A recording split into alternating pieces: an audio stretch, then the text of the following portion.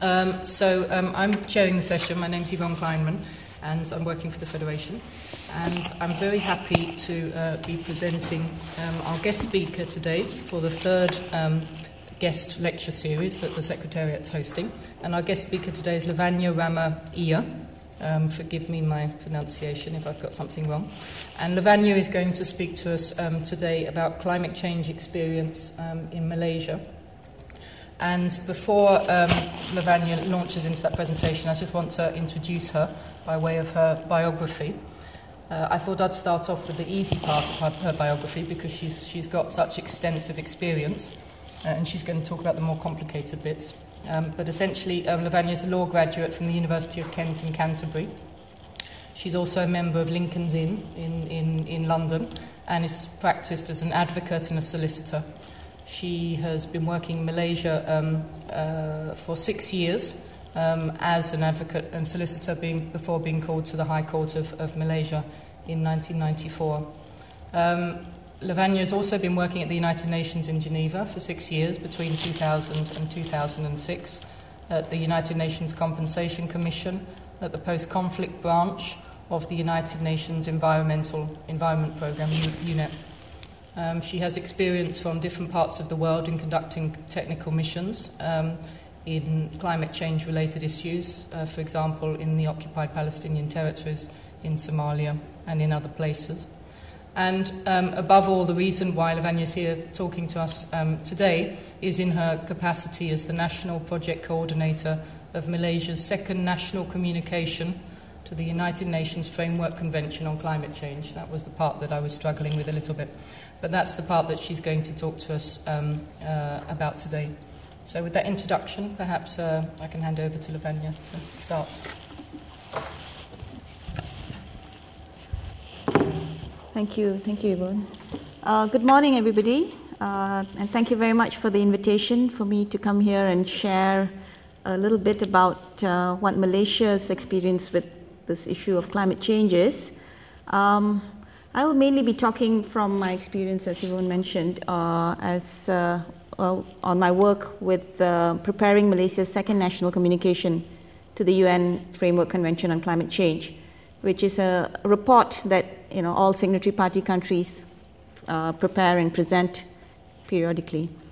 And I hope in sort of outlining the experience in the process of preparing this report, it can also help in your work, which I see now with great interest. There is your Strategy 2020, which highlights climate change as a very important strategic aim. So I hope at the end of this we can maybe interact a little bit. I'm not fully familiar with what the IFRC does, unfortunately, but hopefully after this we can sort of have a good discussion on where the mutual benefits of your strengths and then government strengths could be put together. So basically what I propose to do is give a general background on the issue of climate change. I think probably most of you are familiar with global warming, climate change, but I thought it might just be helpful to run through that very quickly. Then to go into a little bit about Malaysia and climate change, what we have been doing for the last 20 years or so. And then I would like to say a little bit about what's happening in the international negotiations. I'm sure you know about Copenhagen last year, leading up to Cancun this year. So just to give you an idea of my impressions of what has been happening and what maybe we can expect from Cancun. And finally, I'm I can't say I can really speak very much on the last part, on the role of national Red Cross, Red Crescent societies, but just to give you my impression of what maybe the role can be of national societies in countries like Malaysia. So, global warming. Sure, you've all seen these kind of charts before. essentially, the phenomena of global warming is due to the properties of greenhouse gases which help trap heat within the Earth system. So if you like, greenhouse gases like carbon dioxide, methane, nitrous oxide form a blanket around the Earth and help trap the sun's heat, which actually is a good thing because without that we would not have life on Earth. However, what's been happening is that blanket around us is getting thicker and thicker because of human activities, and these human activities are releasing more and more of these greenhouse gases into the atmosphere. And because of that, there's more and more heat being trapped within the system.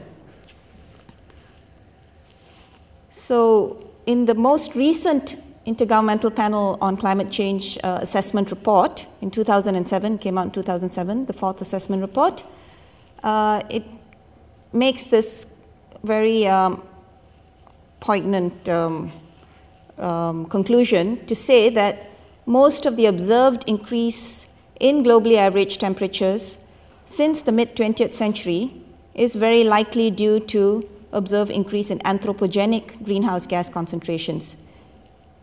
Simply put, the global warming that we are experiencing is due to human activities which are releasing greenhouse gases into the atmosphere. And in terms of language, the word assess likelihood very likely means that they are almost 100% certain. Okay? And I just wanted to show you this chart which shows the rate of temperature increase from the 1860s until about 2000. And you can see that the rate is increasing rapidly closer to current day. So, the gradients are increasing, and that means that temperature is increasing far more quickly as we, come to the 80s and, thereafter. But so what? So what if we have, this increment in temperature?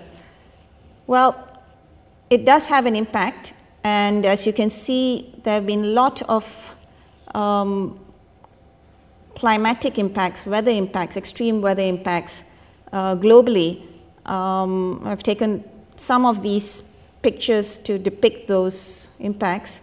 In Switzerland, 2004, there was this very severe winter. I think some of you might have been here for that. And Hurricane Katrina, there are a lot more typhoons and hurricanes, droughts, floods. Pakistan had terrible floods this year. Melting ice caps, glaciers, increase in sea level rise, and just extreme weather patterns. This is what's happening more and more. I think in your work as well, you're probably encountering a lot more natural disasters globally. And the impacts really, it's not just an environmental issue. The impacts ultimately are on us human beings in terms of impacts on our health and as well as our ability to have proper livelihoods. So ultimately, this issue is affecting our lives. We are the ones who are the vulnerable one, and affected objects, if you like.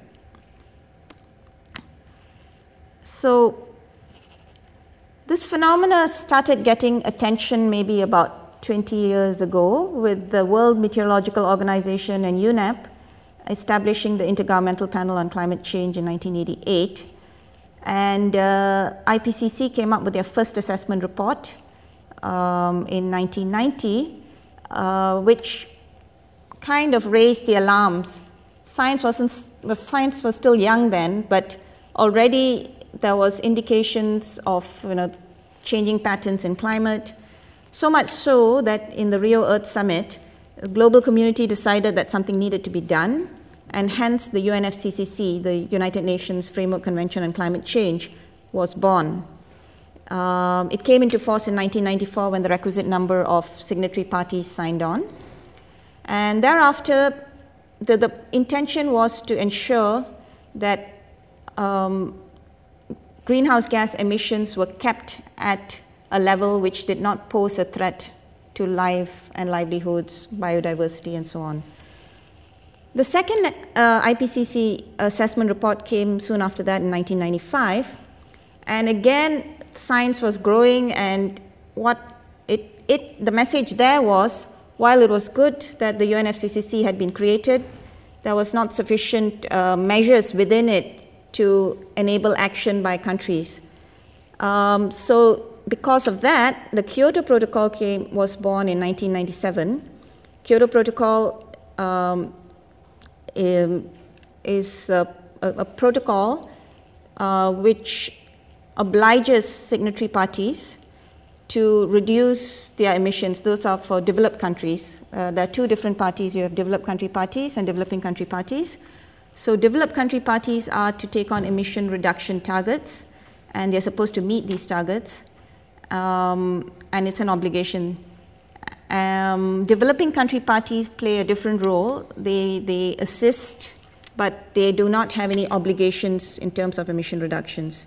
So this protocol was created in 1997, but it only came into force in 2005, again when the requisite number of countries signed on. That was actually with the Russian Federation coming on.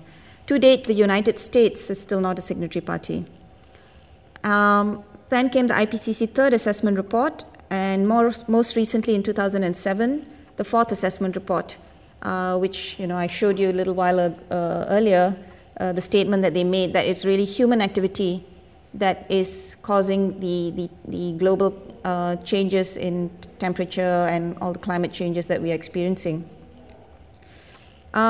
This resulted in mobilizing better further action, and so COP13, or the Conference of Parties in Bali in 2007, came up with an action plan to better mobilize actions to address climate change.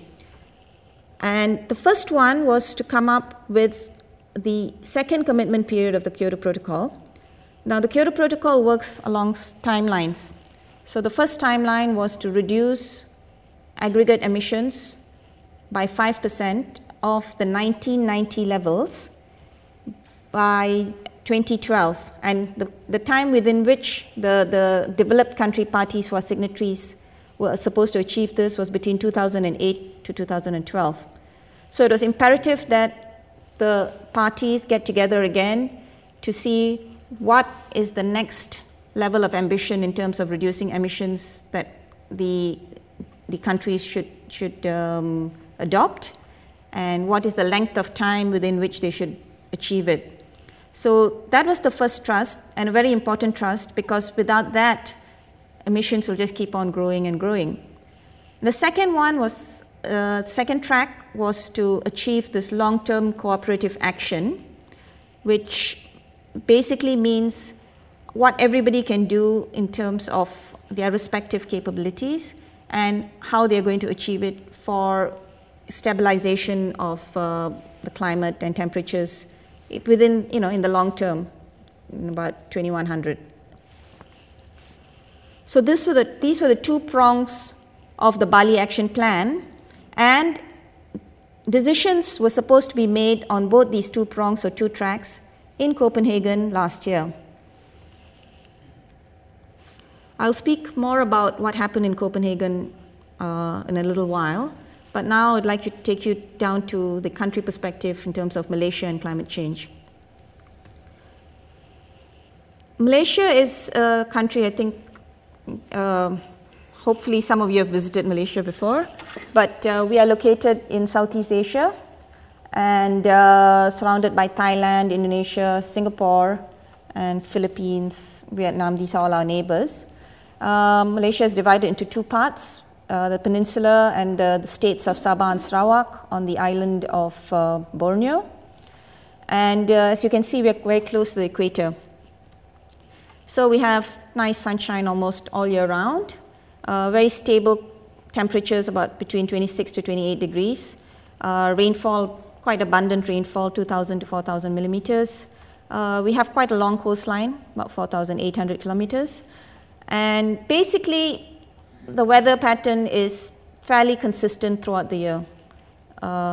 We have some monsoon periods where there are more rains. So traditionally, this has been a fairly consistent climate. So our engagement with climate change really started when we ratified the UN FCCC in 1994. Thereon, the country decided to establish a national committee on climate change to oversee actions. But at that point, it was still something very new. So, you know, when I speak to people who were involved in climate change at that time, they found it very difficult to have their voices heard. You know, it was quite a struggle for them. But it's a good thing they persisted.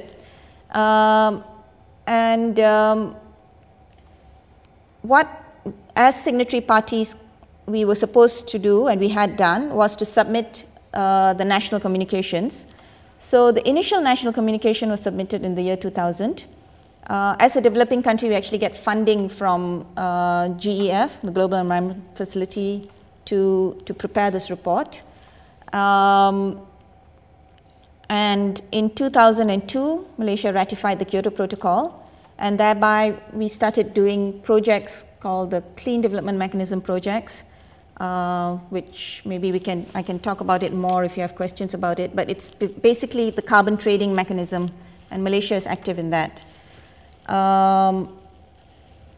And then we established our National Climate Change, National Committee on CDM as well in 2002. In 2004, there was a revamp in governance, and the Ministry of Natural Resources and Environment was established. And this has provided a better ability for the country to coordinate issues on not just climate change, but on environment in general. In 2007, we started our second national communication. And in 2009, the Prime Minister of Malaysia announced in Copenhagen the adoption of this voluntary emission reduction indicator, which is basically to say that we will be more efficient in terms of our growth path by 2020. And he's given some target for that, which I will go into a little bit later.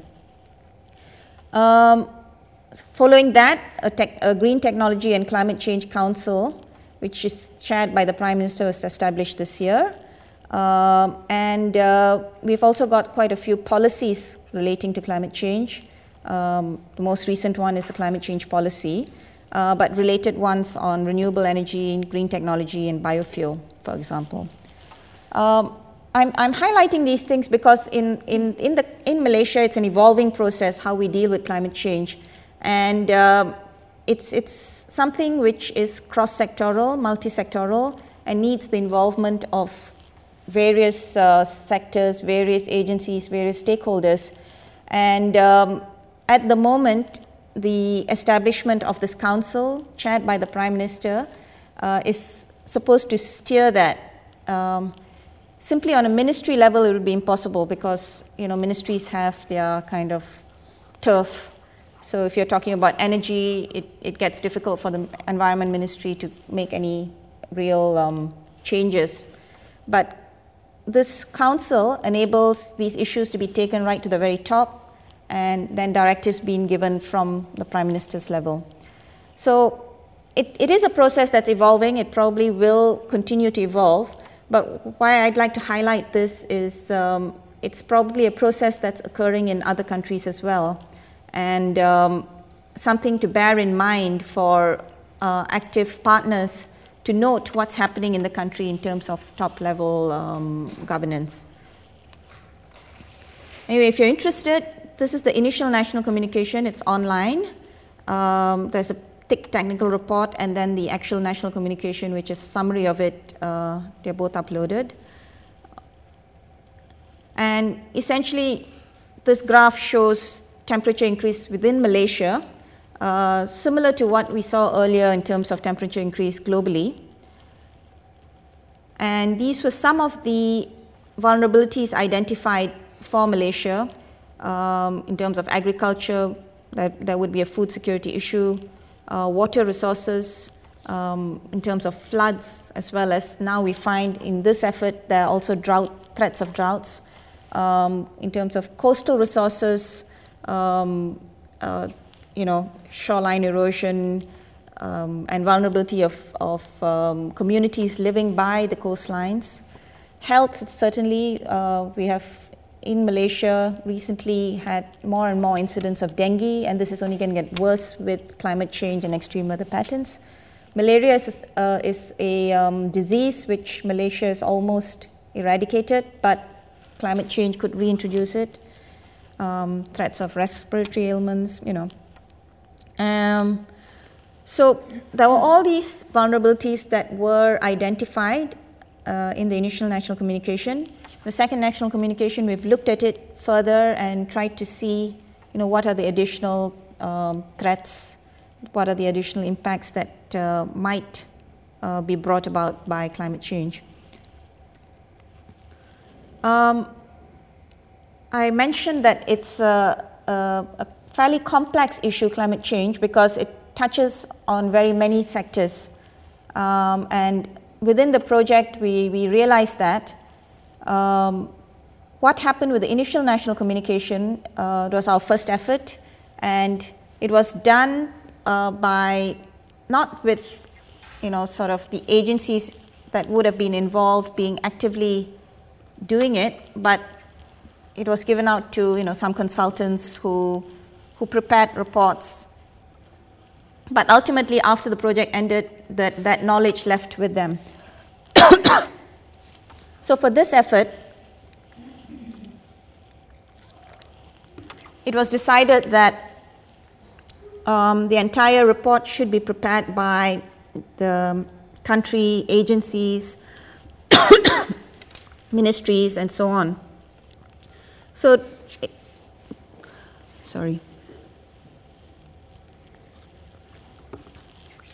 So the project itself is directly managed by the Ministry of Natural Resources and Environment, and under it there were 3 technical groups, expert groups that were established, and each of it chaired by a government agency that had some expertise in that particular area. So the first was to prepare an inventory for Malaysia, greenhouse gas inventory, and we were mandated to prepare the inventory for the year 2000. But the country also actually went on to look at further years right up to 2007. And we looked at, these key sectors: energy, industrial processes, agriculture, land use change, and forestry, or LULUCF, and waste. Excuse me. And once we had identified the key sources there, the group on the extreme right, the mitigation group, looked at ways to reduce emissions within the country. But the most important issue for Malaysia is really on vulnerability and adaptation, because we are a developing country, and we really need to understand how our economy, how our development achievements are going to be threatened by climate change in the future. So the middle group was very important. It was also the first time that all these groups were getting together. So there were some teething problems in terms of interactions, but what we found ultimately was in establishing this multi-sectoral groups, after a while they started working quite well together and started consulting each other. So from a previous, maybe if you'd like, silo mentality where agriculture would just look at issues on agriculture, they were now also considering, it in a more holistic manner. And this is probably how countries should try and move forward with regard to an issue like climate change, which involves so many different issues. What was I going to say? Yeah.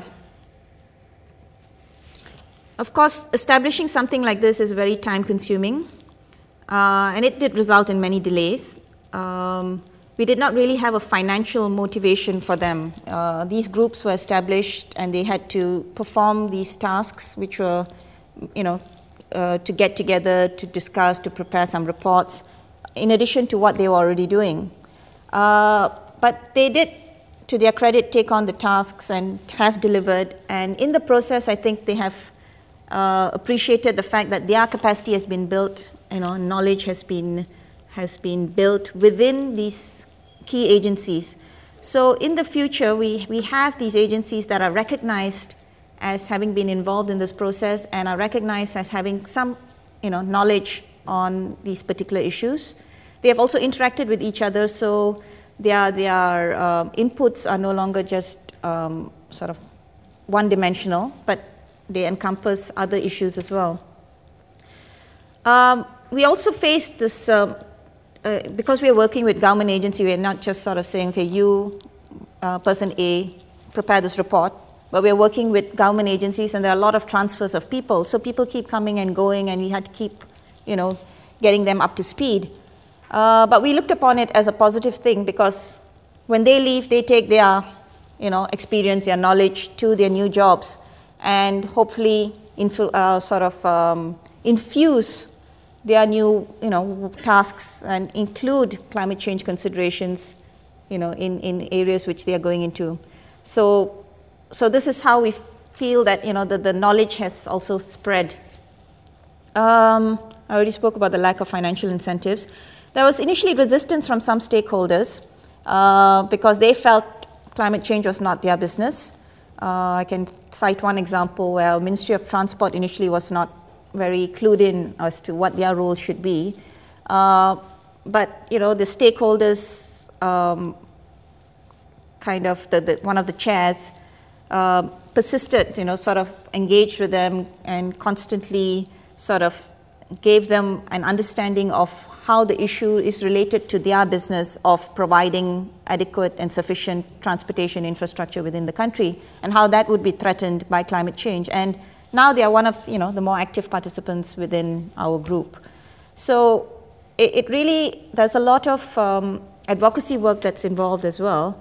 But we found this system actually helped with that, and it did not just leave the knowledge that's gained in preparing a report like this limited to just one or two people, but it's actually managed to spread it across quite broadly. So in terms of output, we have the report, NC2 report, which should be available in the public domain by the end of the year. And as I said, it's also strengthened national capacity. We have identified in the process gaps in data collection and documentation and hope to improve these in the future. It's fostered good discussions amongst different stakeholders, good exchange of information and cooperation, which is very necessary. We've also managed to, in this process, mainstream climate change at national policy level. So recently, Malaysia, we have a 5-year plan. So the 10th Malaysia plan was just announced this year. And we have a section on climate change. Previously, that was not the case. So it's because there was a lot of involvement of different stakeholders, and they all saw the importance within their sectors, health, energy, and so on, that they themselves asked for climate change to be highlighted at that 5-year plan level. So that was a good process and good progress in terms of national activity. And then in terms of international negotiations, the process has also created experts. So when there is a need to, get inputs on certain aspects, we have the technical experts readily available, and they have supported Malaysia's positions in the international negotiations. I'd just like to briefly give you an overview of the findings in our second national communication. Energy, or the energy sector, is the highest source of emissions. In some countries, it's the agriculture sector, but in Malaysia, it's definitely the energy sector. And the trend shows that energy consumption is growing, hence emissions are also growing, and emissions are growing from all the other sectors as well. However, we found that our forest sector had actually made a huge contribution in terms of absorbing carbon dioxide. So in terms of our net emissions, the forest sector made a big contribution in reducing the net emissions. And in terms of mitigation or reducing emissions, focus is really on these main areas of energy and also waste. Waste that goes to landfills release methane, which is a very strong greenhouse gas. So we are looking at ways to reduce landfill, waste that ends up in landfills and thereby reduce methane emissions. And also measures to conserve forests in order to reduce greenhouse gases also help in the adaptation process.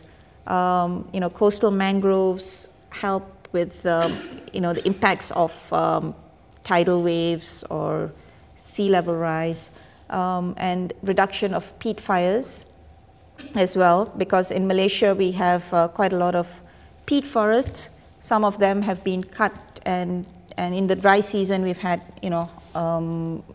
peat fires which have been quite horrific. We've got this condition called the haze.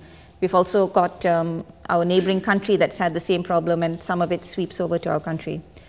So, in terms of measures to mitigate climate change can also help with the immediate and more urgent issue of adaptation to climate change.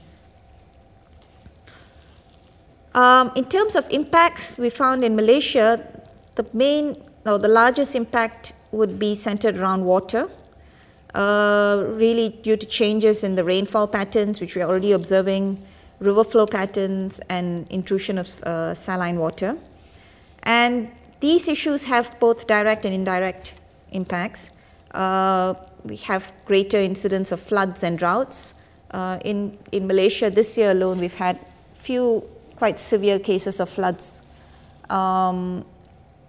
Impacts on water quality and quantity, as well as on human health, on our agriculture sector, and generally the functioning of our ecosystems.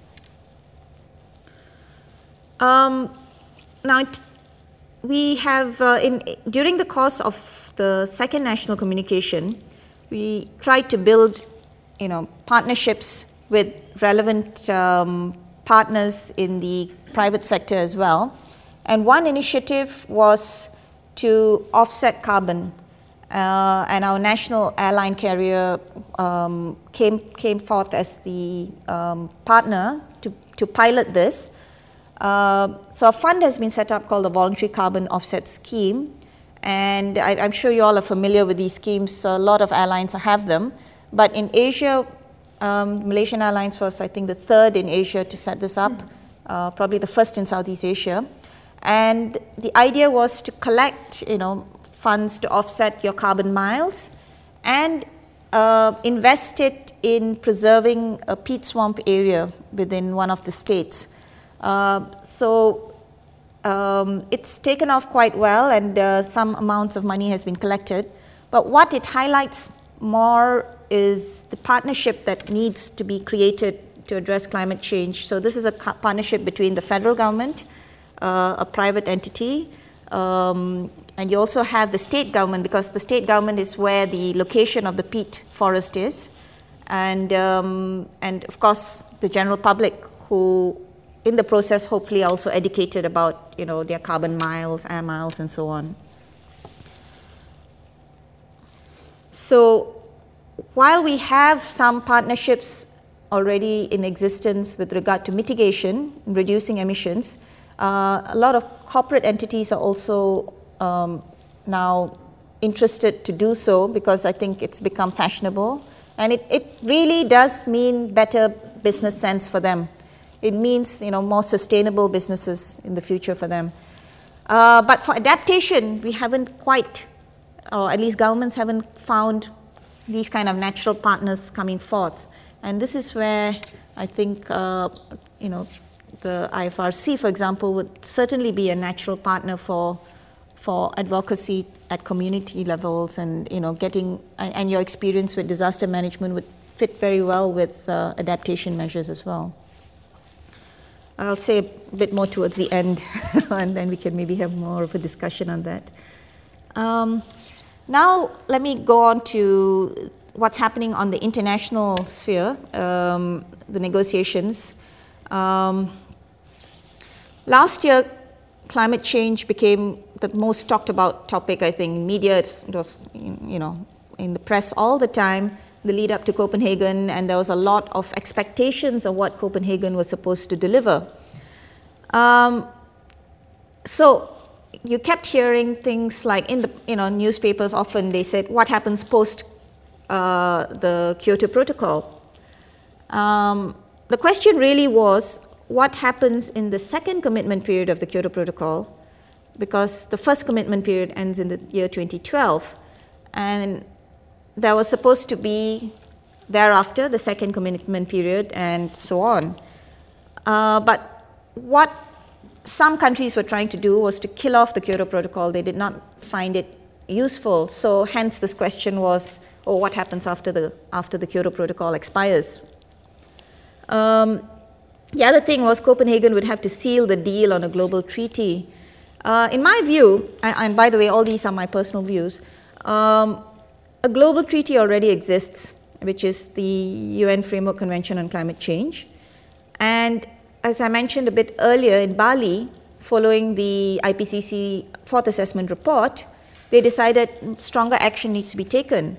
And so they started this two-track process. One was certainly to come up with the second commitment period and of the Kyoto Protocol, to set an aggregate emission reduction target for all the countries to meet, and also for each country to take on their respective national reduction targets.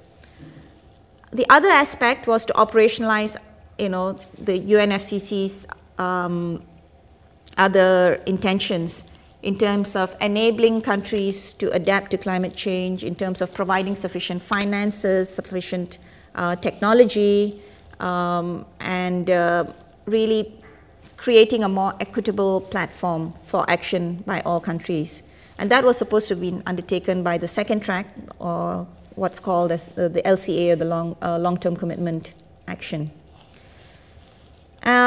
The third thing that was going on prior to Copenhagen was this notion that some non-Annex 1 parties or some developing country parties have to take on emission reduction targets, specifically India, China, these very large growing economies. But you didn't hear much about what the US should be doing, which is actually the largest emitter, and historically certainly the largest emitter. And they are still, to take on any real targets. They have not committed to reducing their emissions. So we didn't really hear very much about that. It was kind of camouflaged by, these growing economies should be made to also take on targets.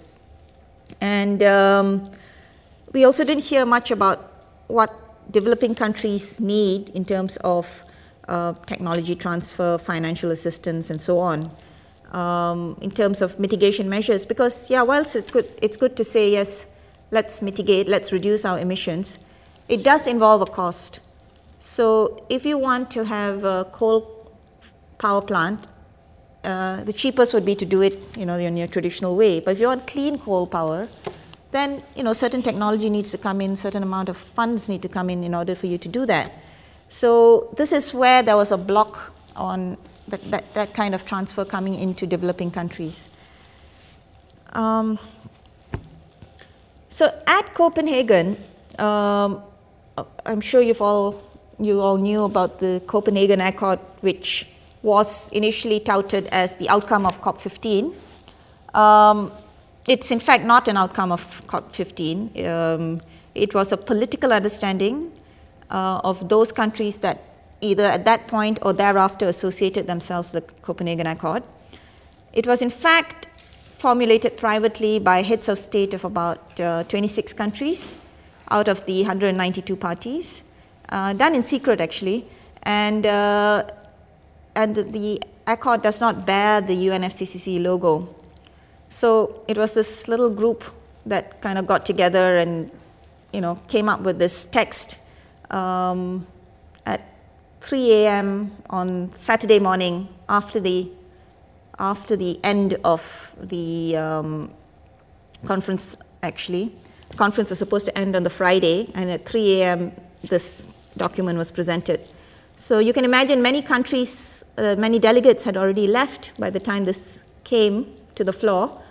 But it did cause a big ruckus when it finally did appear.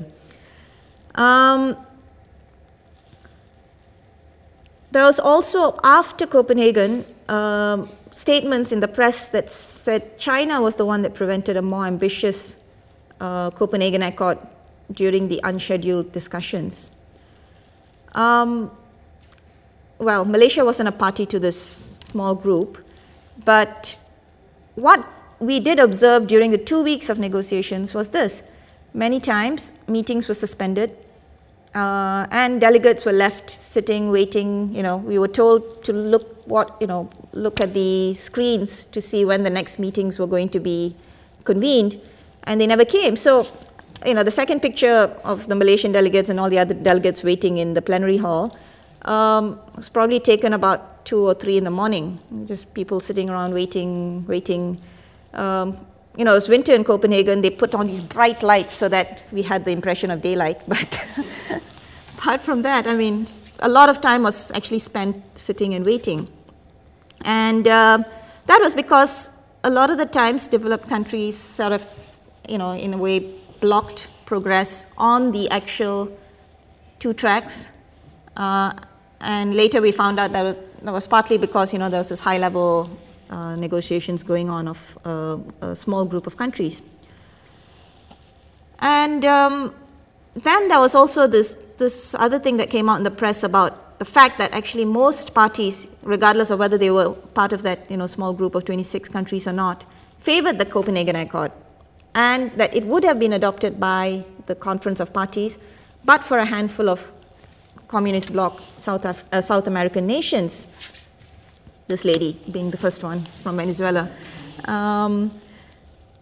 But in fact, the Copenhagen Accord, if you do have the time at some point and if you're interested, do have a read. It's just 3 pages long. It is deficient, not only procedurally because of the manner in which it was created, but also substantively. And that primarily is the reason why it was not adopted by the COP. This is all my view. Okay. And as a compromise, it was taken note of. Okay. So what's happened with the Copenhagen Accord? One thing was, in the text, it said that Annex 1 or developed country parties were to submit their emission reduction pledges by the 31st of January. And their pledges were supposed to limit temperatures or the temperature increases to not more than 2 degrees Celsius. That meant that in total, all these countries should have come up with a between 25 to 40% reduction of their emissions compared to their 1990 levels. However, as of I think today still, these pledges are almost identical to what was discussed in Copenhagen. Nothing much has changed, and in Copenhagen, the total reductions mounted to between 13 to 19%, which effectively commits the globe to about a 3 degree Celsius temperature increase. Okay. The Copenhagen Accord also said that non-Annex 1 parties were to provide national action plans on mitigation. Now, non-Annex 1 parties, developing country parties, were supposed to also take on mitigation action. And so they were supposed to prepare these things called national action plans. In terms of the status, several countries have done so, reflecting announcements made before or in Copenhagen. And India and China, the 2 target countries, if you like, have taken voluntary emission reduction targets and submitted pledges in accordance with the UNFCCC requirements. So they have done it under the UNFCCC purview rather than the Copenhagen Accord document. The third thing, and this is what I think interested quite a lot of developing countries, was this promise of funding. So there was a promise of annual funding from Annex 1 parties of about US 10 billion annually from 2010 to 2012. And then by 2020, they were supposed to increase it to 100 billion annually. But to date, it's only about 3.9 billion that we see has come forth from developed countries. And of this, it's only 2.2 billion that's actually additional to existing aid commitments. So the thing that attracted a lot of developing countries to associate themselves with the Copenhagen Accord was this promise of funding. And even then, my view is that it's way too little. What's been promised is not sufficient.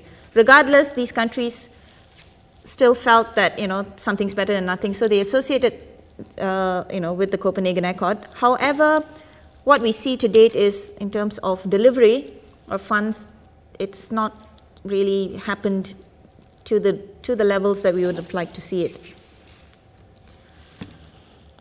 So, what was the real outcome of Copenhagen?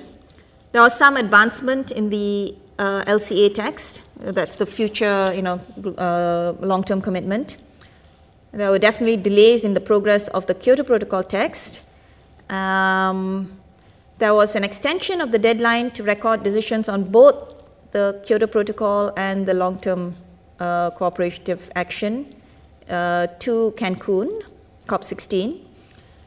And sadly, the whole process resulted in a breach of trust between negotiating partners because of the secret meetings, because there was no transparency, and the lack of inclusiveness. So, this trust is a very fragile thing, and it really got shaken up in Copenhagen.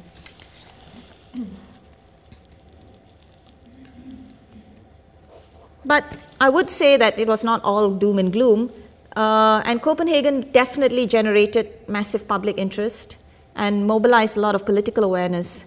I think it was one of the biggest gatherings of heads of states at the high-level segment that any conference has managed to garner. So these are some of the images that were taken in Copenhagen last year. You can see, the depiction of 1 ton of carbon.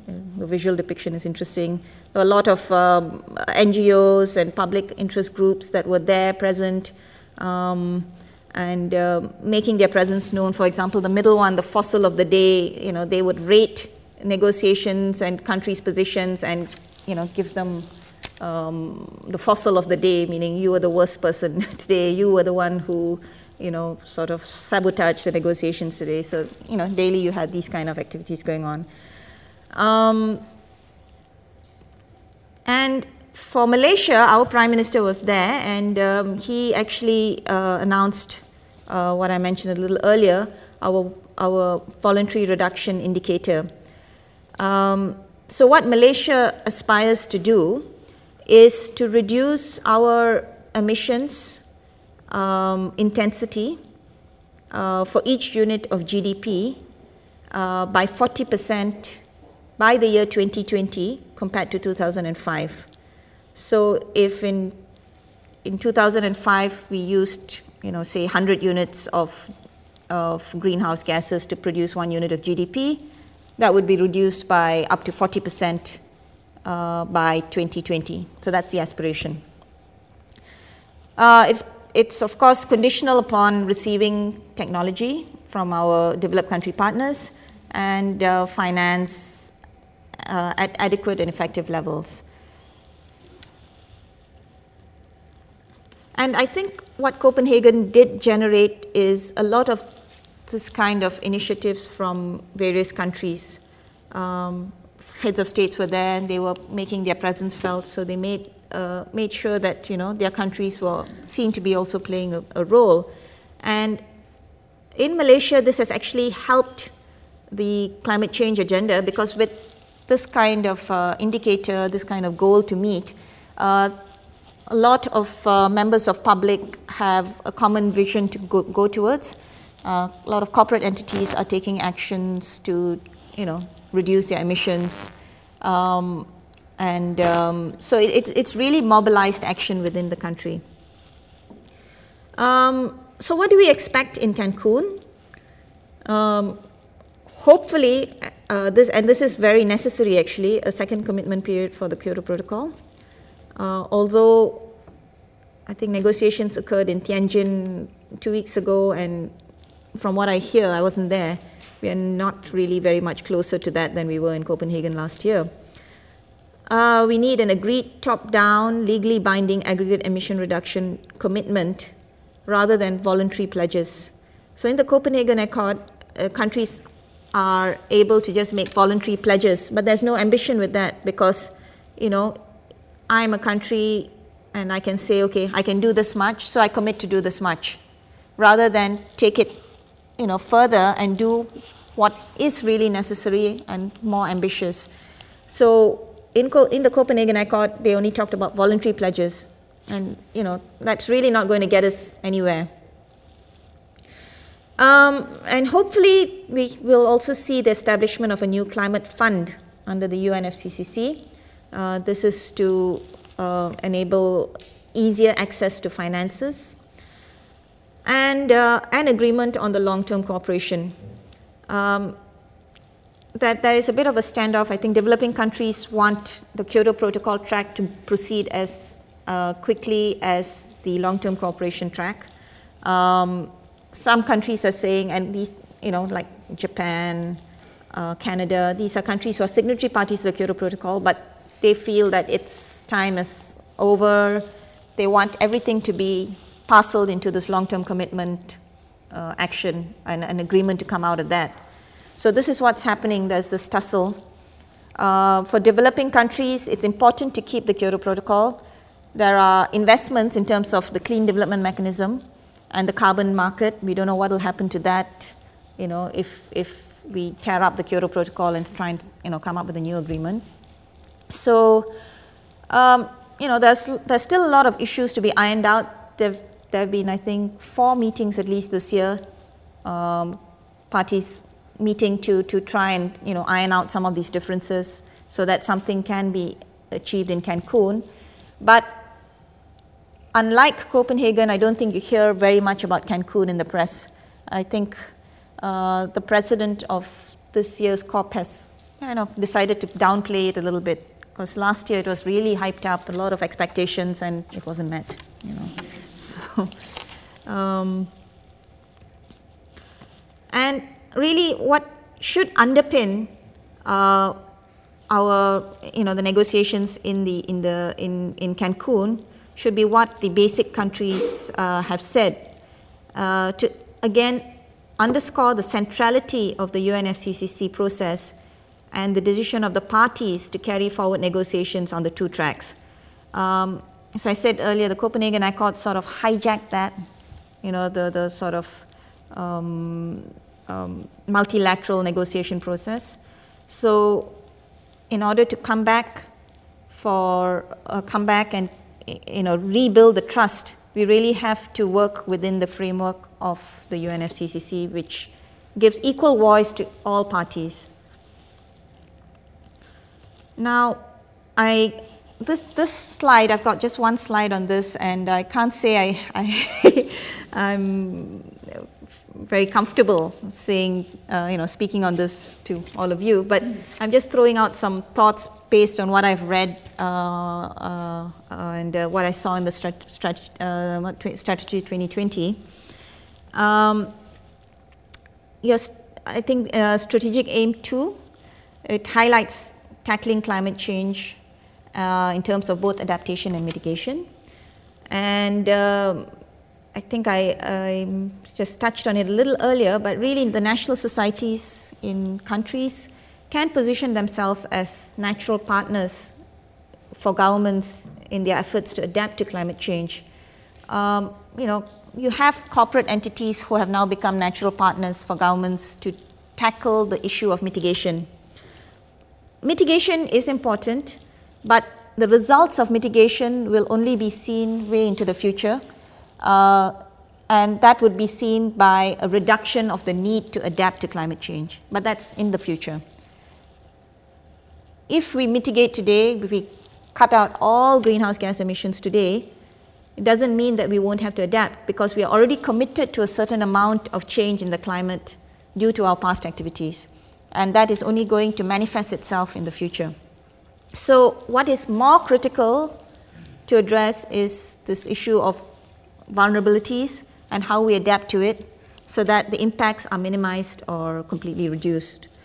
And that is where I think the IFRC's traditional strength would really support governments in their efforts to help vulnerable communities. You are probably familiar with the vulnerable communities in different countries you're engaging with, and you already know some of the issues. Climate change is going to exacerbate that further. So you are in a very good position to be natural partners with government agencies. Now,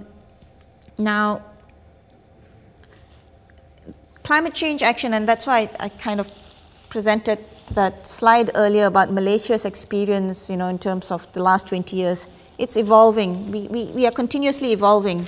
In fact, 2 years ago, a cabinet committee on climate change was established, but that was felt not to have worked so well. So then, that was,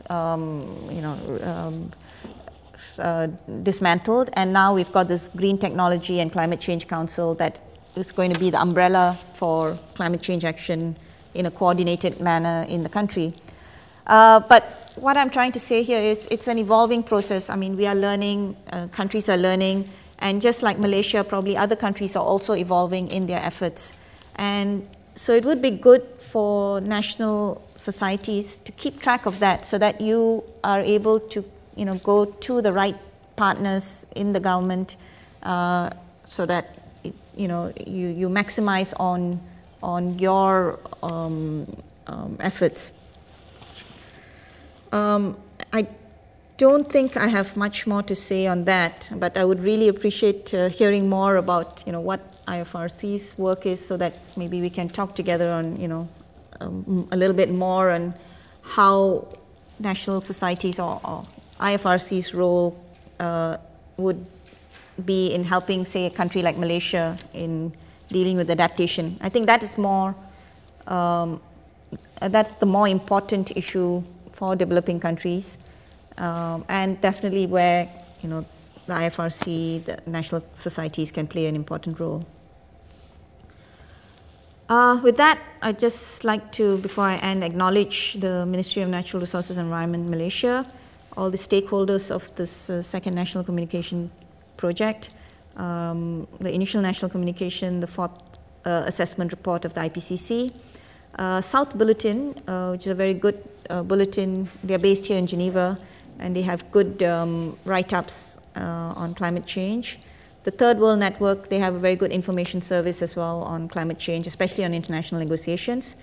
And also like to highlight that images, most of them have been taken from the Google website.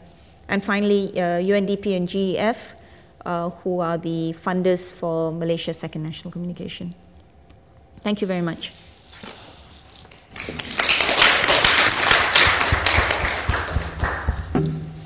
That was excellent. Thank you so much to the speaker for giving us a very comprehensive and also very helpful overview of the international side of the negotiations, which I think even for some of us that work with these issues, it's complex. There's a lot to it. There's a lot of layers and levels. And I think that's a very helpful overview from your perspective of how the international negotiations proceeded, and a reminder of what happened in Copenhagen, and looking also forward to the next step in Mexico. It was also very interesting, I think, to hear a national perspective. That's something that we don't always get, and looking at how a country from the government levels and also community levels trying to encourage a step-by-step process towards being more climate conscious, more environmentally friendly. It's a long process, and I think you outlined how Malaysia has taken that from its initial stages and building gradually through to its commitment at Copenhagen for this 40% reduction. I don't want to I don't want to take over by talking too much myself about the Red Cross, Red Crescent role in climate change, because I think that's something that maybe a few people in the audience want to speak to and want to share experiences with you on. I just want to highlight that I've put here an advocacy pack. This is the Red Cross, Red Crescent advocacy pack for preparations for Cancun, for the next summit in Mexico, and that to say that we really are sort of in the middle of preparing our position from a humanitarian perspective, and there's a lot of work that the Red Cross, Red Crescent is doing right now, both in the Americas and also here at the Secretariat in preparing for that next conference. But with that, perhaps it's an opportunity to ask people in the audience whether they have any questions for the speaker and any comments with regard to Red Cross, Red Crescent work in climate change. Okay, so. Thank you. Given the need for developing countries to focus on adaptation, I would like to ask what are some practical measures that Malaysia has taken in terms of adaptation in which areas? Thank you.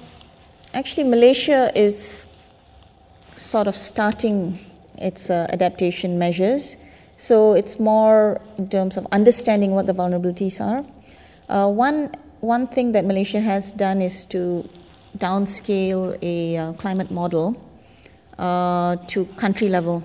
So we have these global climate models that give you a general picture of what's going to, what's projected to be climate, temperature, rainfall patterns, and so on in the future. And we have done, we have taken one model and downscaled it for Malaysia. However, I mean, it was a good effort, and so we have quite detailed predictions in terms of hydroclimate projections up to 2050. We've also got another model that goes up to 2100, but it's a little less, it's more cost, if you'd like. And that effort has, what that's done is highlighted areas in Malaysia where we should focus on more, because it highlights areas where we, are probably going to be seeing more floods because of higher rainfall expected, and also areas where you're going to be seeing more dry weather, droughts, and how this is going to then affect livelihoods. If it's an agricultural area, paddy, for example, needs water at a particular time. So if the rainfall pattern changes, you need to make sure that the farmers adapt to that so that they plant accordingly. But in terms of actual ground action, in this report, we haven't gone to that level, and that's why I do think that's an area which a partnership, with a society like yours would help, because you have actually got a lot of ground knowledge. The work I was involved in was more at the sort of government level, the kind of overview, the areas that we need to focus on, and then and there were some limitations. You have this river basin running through. So what's going to be the combined effects of various stresses on different sectors? So that's how we will be moving forward. I hope that answers your question. And I could see, as you said, Malaysia's commitment is excellent to make that change. Coming from Singapore, closest neighbor, I guess, I think, as you mentioned, it's about the challenge at the public level, public awareness, public taking responsibility to say we must make that difference. Why do we say that? In Singapore, it's still very much a styrofoam culture. And recycling is also something that is still quite foreign for many. Air condition, from one air condition to the other air condition, even in architecture, it's still very much building homes to encourage not only air condition in rooms, but central. So I think this is where, when you talk of a multi-sectoral approach, how are we going to build awareness really in schools, use schools to, and classrooms to really facilitate that. We're trying to do that more in Singapore, but as you said, in school you learn that, you go home, you still put on every air conditioning, and recycling isn't the culture. So a lot of it is about changing mindsets, and like to hear about what Malaysia is doing there. And the other is a multi-country approach to addressing many issues like haze. As you said, we know it's predictable. Around this time, haze happens. At one time, Singapore, we had an indicator, and I think Malaysia did too. Then we were told it's not very country-friendly to put the indications high. Can you put it lower? But that's not the way to go to. So then instead of putting it higher or lower, even the highest warning, you know, you'd have red, green, and it was in red for the longest. It was taken off the page completely. Says that instead it's fine, you know. So these are things, as you said, that the greater awareness we put to the public taking responsibility, I think the greater efforts there will be in changing. Thank you. Obviously, these targets at national level are developed based on science and politics, and also willingness of corporate sectors to understand and do certain things, and et cetera, based on many, many factors. And also, as you mentioned, some of the targets are quite aspirational, and provided that funding is provided and we will do this and that. Could you please just briefly describe how the targets for Malaysia has been set up? And was there anything interesting or challenging? Secondly, in general, is there any international mechanism to look at the targets? And you earlier mentioned the IPCC for assessment reports. What they actually assess? Do they assess, I guess they assess just general international level emission reduction. And is there anything in the future to look at the targets and to make it more based on solid data rather than being, maybe not everywhere, in some places it might be quite aspirational. So that's the question.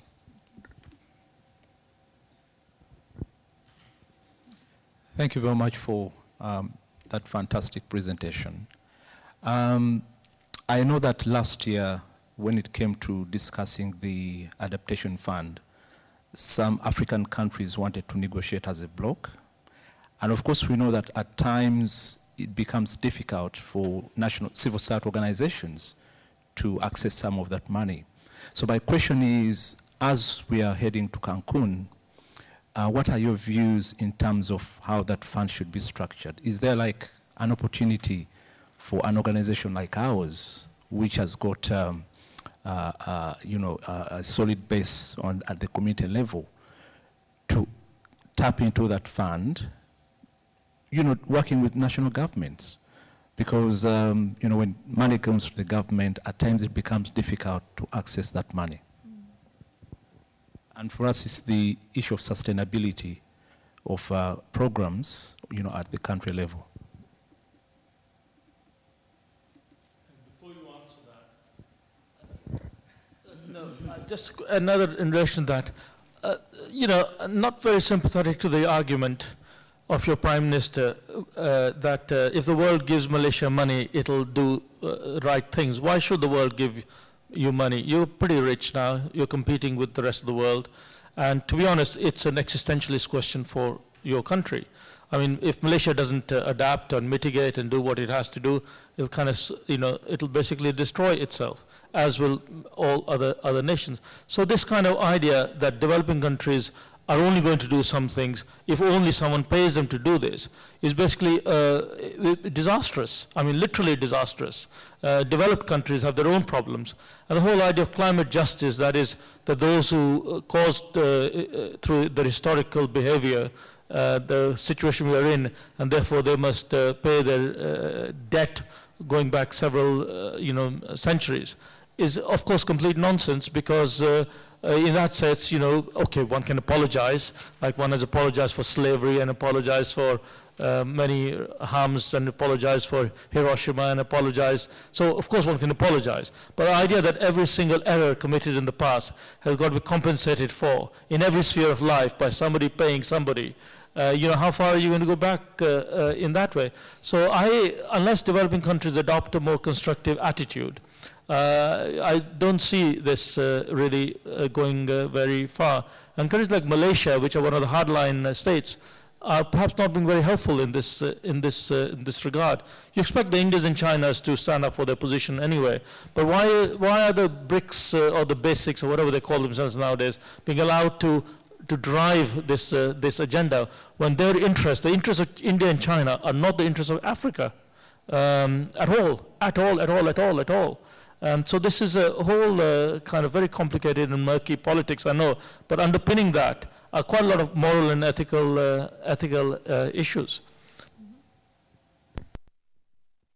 You may answer. Shall I start with Mukesh's? Well, you're right. I mean, it is imperative for countries like Malaysia to act, and it's in our interest to do so. But it also means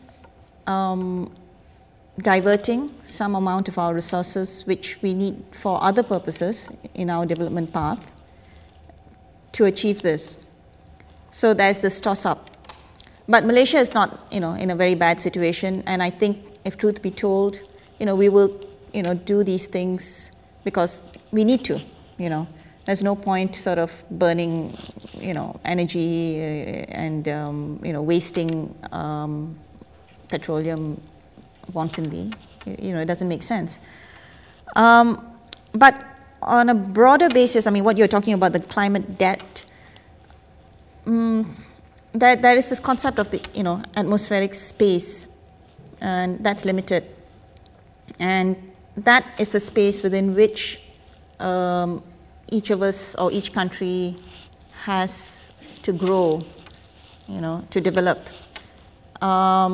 And what's happened is that atmospheric space has been taken, a larger proportion of that atmospheric space has already been taken by developed countries, hence, where they are today. That's how it is. But what it means is it's encroaching on these other countries and the space that they have to develop. So how do you balance that?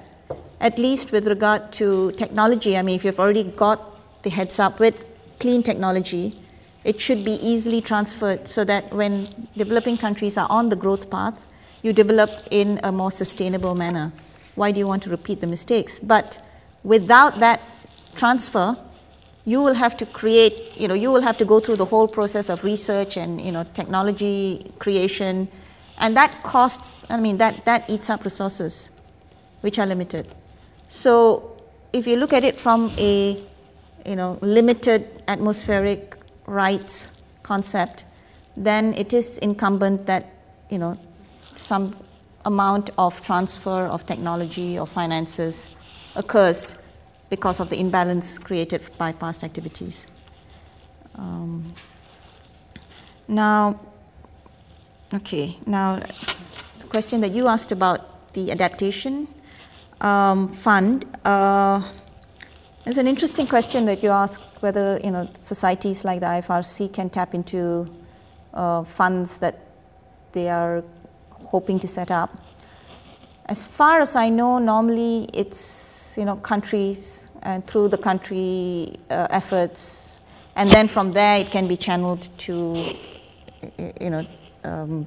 partners. But direct access, I'm not entirely sure, but it's a good idea because that might actually allay some of the fears of some countries in giving money and not seeing the benefits actually resulting from it. I would say it's a good idea, but I really don't know how to answer that question. I don't think you'll be seeing that happening in anything that comes out of Cancun, though, in terms of non-signatory parties having direct access to the funds. That's my thinking, but I hope I'm wrong. Yeah.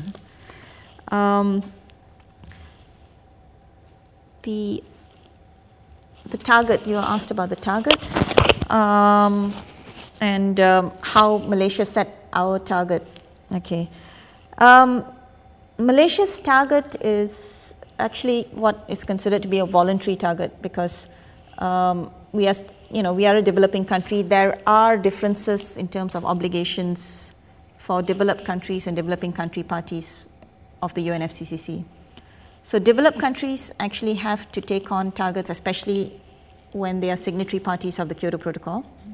Developing country parties, although we are a signatory party of the Kyoto Protocol, we don't have an obligation to take on emission reduction targets.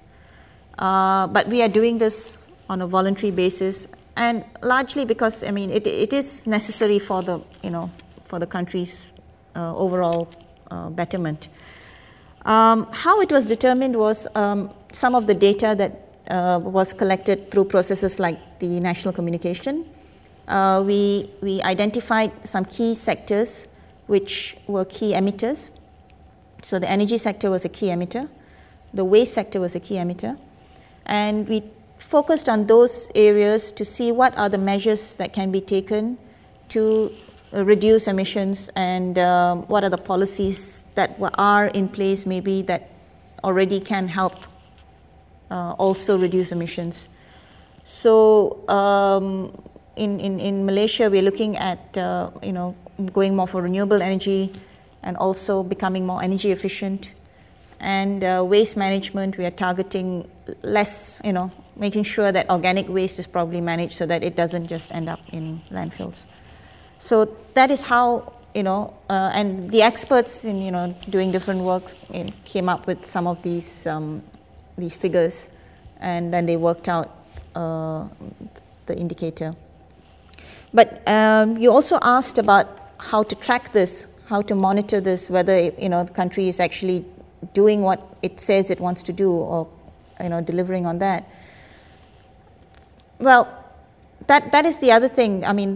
That some of the developed countries are saying that there should be a more rigid monitoring of actions by developing countries. At the moment, the developed country action is actually monitored strongly. So those who are, signatories of the Kyoto Protocol, who have emission reduction targets, like, the UK, all these countries, Switzerland, everybody. Every year they are supposed to report, and then it's audited. They have, verifiers who go in to check that, the figures are correct and so on. That's not the case for a country like Malaysia at the moment, because in a way we are learning. But in our process, we actually got some external verifiers to come in to make sure that we are, applying the methodology correctly in calculating our emissions. So it's not really the IPCC that does the monitoring. They've come up with a methodology. So the methodology that we have used is the IPCC 1996 guidelines, which tells you how to calculate your emissions. But they are not the ones who actually monitor, whether the calculations have been adequately done. That is done at the UNFCCC level. And so the UNFCCC for developed countries have reviewers that actually go sometimes through the country, sit down, open up books and open up, talk to experts and make sure that, the accounting is correct. Possibly in the future, there'll be some mechanism for developing countries also to be more accountable. And that is something that's being worked on. But as it stands, it's not quite there yet, but it is coming. It will come. It's not something that's going to be left behind. Yeah, but the reason for the differentiation is because there are different obligations and responsibilities of the parties to the convention, depending on whether you're developed or developing.